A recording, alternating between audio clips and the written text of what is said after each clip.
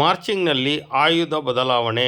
Slope ಆರ್ಮ್ನಿಂದ trail arm. ಉದ್ದೇಶ: marching ಮಾಡುತ್ತಾ ಆಯುಧ ಬದಲಾವಣೆ ಮಾಡುವುದು ಅದ್ಭುತವಾದ ಆಯುಧ ಕವಾಯತಾಗಿದ್ದು, ಆಯುಧವನ್ನು ಹಿಡಿದು ಕ್ವಿಕ್ ಮಾರ್ಚ್ ಮಾಡುತ್ತಾ ಒಂದು ಸ್ಥಿತಿಯಿಂದ ಮತ್ತೊಂದು ಸ್ಥಿತಿಗೆ ಆಯುಧವನ್ನು ಬದಲಾವಣೆ ಮಾಡಿ ಮಾರ್ಚಿಂಗನ್ನು ಮುಂದುವರಿಸುವ ಅಭ್ಯಾಸ ಮಾಡಲು.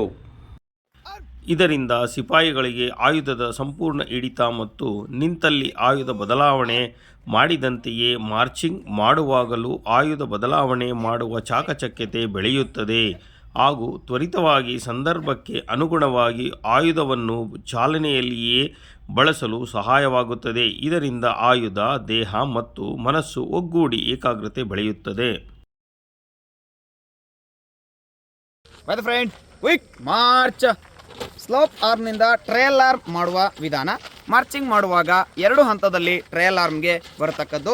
ಸ್ಕ್ವಾಡ್ ಟ್ರಯಲ್ ಆರ್ಮ್ ಚೆಕ್ ಹೊಡೆದು ಡಿ ಹುಕ್ ಹತ್ತಿರ ಬಲಗೈನಿಂದ ಹೊಡೆದು ಆಯುಧವನ್ನು ಟ್ರಯಲ್ ಆರ್ಮ್ ಸ್ಥಿತಿಗೆ ತಂದು ಮಾರ್ಚಿಂಗ್ ಮುಂದುವರಿಸಬೇಕು. ಇಲ್ಲಿಂದ ಸ್ಲೋಪ್ ಆರ್ಮ್ ಮಾಡುವ ವಿಧಾನ.